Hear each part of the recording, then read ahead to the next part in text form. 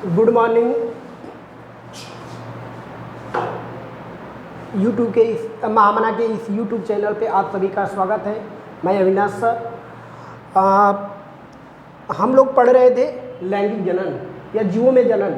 जीवों में जनन की प्रक्रिया में कितने प्रकार की होती है, तो इसमें हम बता चुके थे कि जीवों में जनन की जो प्रक्रिया होती है मुख्य रूप से दो प्रकार की होती है, एक लैंगिक जनन और दूसरा अलैंगिक जनन।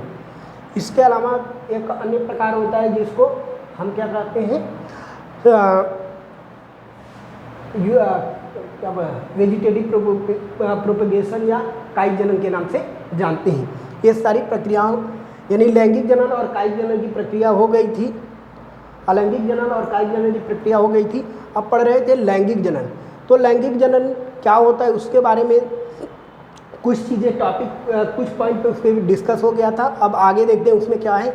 लैंगिक जनन की कुछ घटनाएं या लैंगिक जनन की कुछ घटनाएं यानी लैंगिक जनन की प्रक्रिया में कौन कौन सी घटनाएं घटित होती है उसके बारे में हम देखते हैं। इसमें है निषेचन पूर्व प्रक्रिया यानी सेक्सुअल रिप्रोडक्शन या pre fertilization stage of reproduction, या इसको कह सकते हैं निषेचन पूर्व प्रक्रियाएं। निषेचन से पहले होने वाली घटनाओं को हम क्या कहते हैं, निषेचन पूर्व प्रक्रिया के नाम से जानते हैं। इसके अंतर्गत कौन कौन सी विधियां आती हैं या क्या क्या आते हैं। निषेचन, निषेचन का मतलब है नर युग्मक प्लस मादा युग्मक। नर युग्मक और मादा युग्मकों के मिलने की प्रक्रिया को निषेचन कहते हैं, ये तो पता है सबको। अब इससे निषेचन होने से पहले की कौन कौन सी प्रक्रिया होती है उसके बारे में डिस्कस करते हैं। पहला है युग्मक जनन यानी गैमेटोजेनेसिस। गैमेटोजेनेसिस से तात्पर्य है the formation of gametes are called as gametogenesis, यानी युग्मकों के बनने की प्रक्रिया को ही हम युग्मक जनन के नाम से जानते हैं।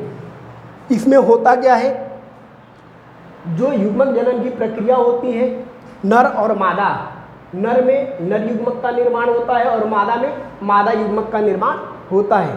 जैसे कि नर में नर जननांग जो होता है टेस्टिस अगर एनिमल्स की बात करें तो, और मादा जो होती है, मादा में जो जनन अंग होते हैं उनको हम क्या कहते हैं, ओवरी के नाम से जानते हैं यानी अंडाशय के नाम से जानते हैं।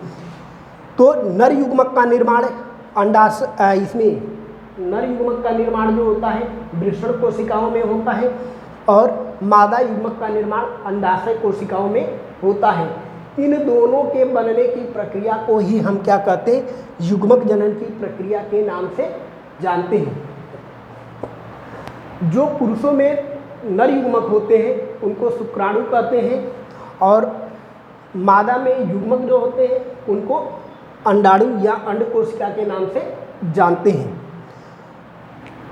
नर में युग्मक बनने की प्रक्रिया को हम क्या कहते हैं, स्पर्मेटोजेनेसिस,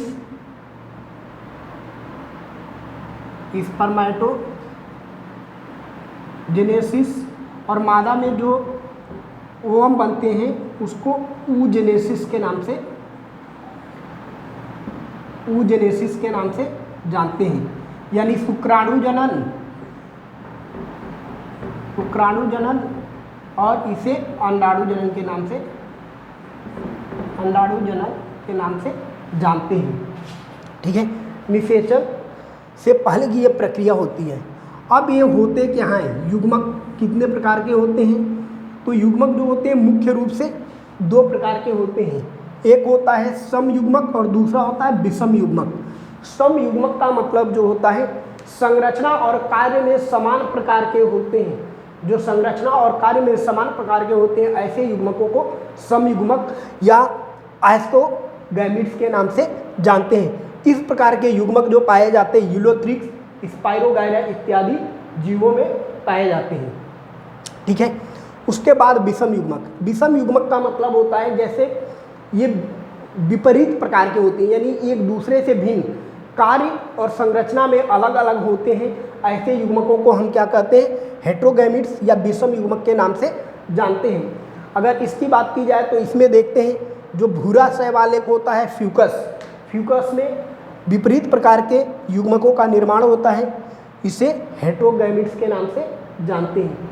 या मेल और फीमेल ह्यूमन बींग्स के सेंस में देखेंगे तो मेल का जो स्पर्म होता है उसकी संरचना अलग होती है, कार्य भी अलग होता है, और फीमेल जो ओवम यानी अंडाणु कोशिका होती है, एक सेल होती है, उसकी संरचना और कार्य अलग होती है। तो ये विषम प्रकार के युग्मक के उदाहरण हैं। अब विषम युग्मक ये हो गया। अब इसमें होता क्या है, युग्मक होते क्या हैं? नर युग्मक कुछ ऐसे युग्मक होते हैं जो गमनशील होते हैं, मतलब मादा युग्मक के साथ फ्यूज होने के लिए वे गमन करके, मतलब गति करके एक स्थान से दूसरे स्थान पे जाते हैं। इस ऐसे युग्मकों को, नर युग्मकों को गमनशील युग्मक या मोटाइल गैमीट्स के नाम से जानते हैं। बहुत सारे जलीय जीवों में या जंतुओं में, या फिर कह सकते हैं जो उभयचर होते हैं उनमें गमनशील युग्मक पाए जाते हैं, नर युग्मक। यानी फीमेल से मिलने के लिए, या कह सकते हैं ओवम जो होते हैं, ओवम से मिलने के लिए स्पर्म जो होते हैं गति करके वहाँ पे जा करके उनसे फ्यूज होने का कार्य करते हैं। ऐसे युग्मकों को गमनशील युग्मक के नाम से जानते हैं।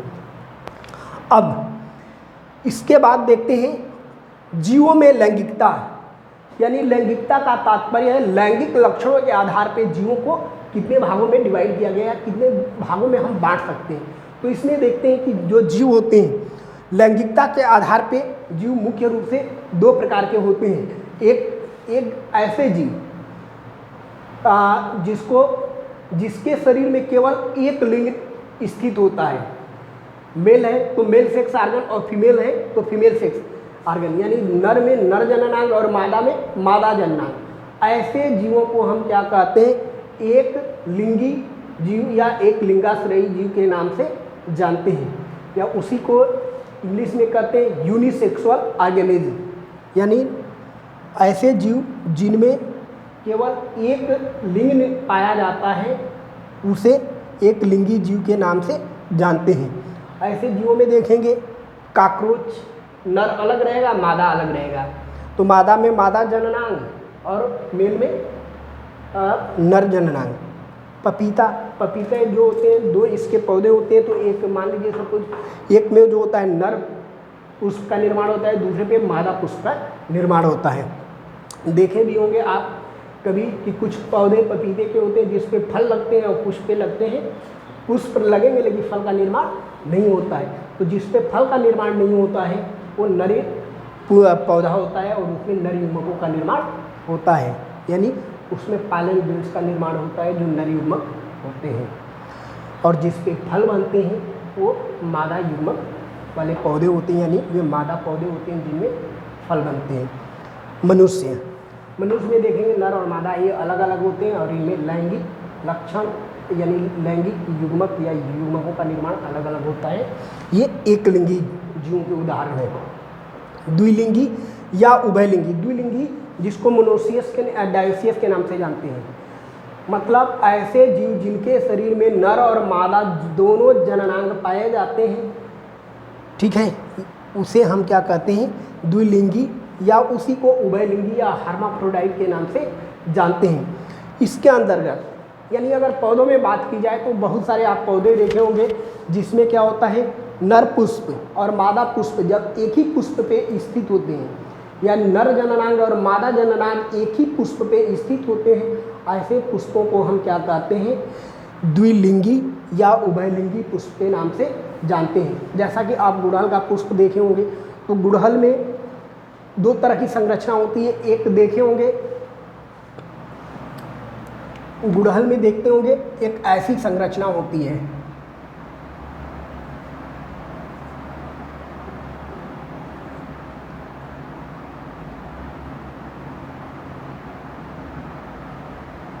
ऐसी संरचना जो पाई जाती है, एक्चुअल ये वाला जो भाग होता है गुड़हल का जिसको स्टिग्मा कहते हैं, स्टिग्मा ये मेल पार्ट्स होते हैं, female part, female sex organ होते हैं, और इस पे छोटे छोटे जो पार्ट लगे होते हैं ये स्टामेन होते हैं। स्टामेन यानी मेल रिप्रोडक्टिव आर्गन के भाग होते हैं, ठीक है। यानी दोनों sex organ, female sex organ stigma style, और ये बाद में जो होते हैं ओवरी होता है। और ये स्टामेन होते हैं, स्टामेन में ये एंथर इसको बोलते हैं जिसके अंदर पॉलन ग्रेन्स भरा होता है, और एंथर के बाद स्टाइल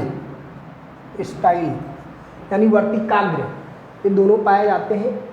ऐसे जीवों को हम क्या कहते हैं, हर्माफ्रोडाइट या द्विलिंगी जीव के नाम से जानते हैं। द्विलिंगी के अन्य उदाहरण में देखेंगे शकरकंद में ऐसा होता है।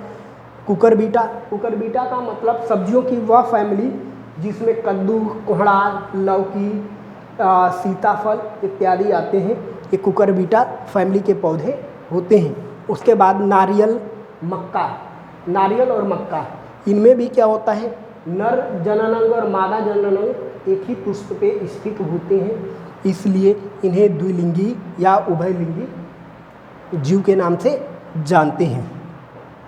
अब युग्मक स्थानांतरण, युग्मकों का स्थानांतरण कैसे होता है?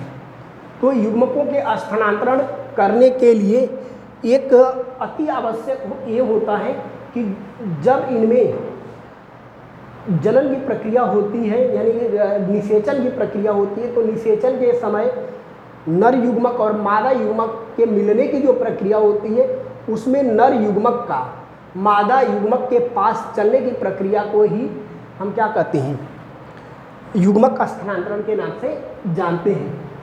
इसमें होता क्या है, जो नर युग्मक होते हैं वे गमनशील होते हैं, कुछ में गमनशील होते हैं, कुछ में अगमनशील होते हैं, मतलब जो खुद चल के जाते हैं। ऐसे युग्मकों को गमनशील युग्मक या मोटाइल गैमीट्स के नाम से या स्पर्म के नाम से जानते हैं। और कुछ ऐसे होते हैं जो नॉन मोटाइल होते हैं, ठीक है, ये दो तरह के पाए जाते हैं। अब अगला टॉपिक है निषेचन यानी फर्टिलाइजेशन होता क्या है, इसके बारे में कल डिस्क्रिप्टिव से इसके बारे में स्टडी करेंगे। अगर आपका कोई सुझाव हो, जो चीज़ें नहीं समझ में आई हैं, तो आप कमेंट के माध्यम से अपना कमेंट छोड़ सकते हैं। अगर आप इस चैनल पे नए हैं तो लाइक, सब्सक्राइब और शेयर करने का कार्य करें। Thank you.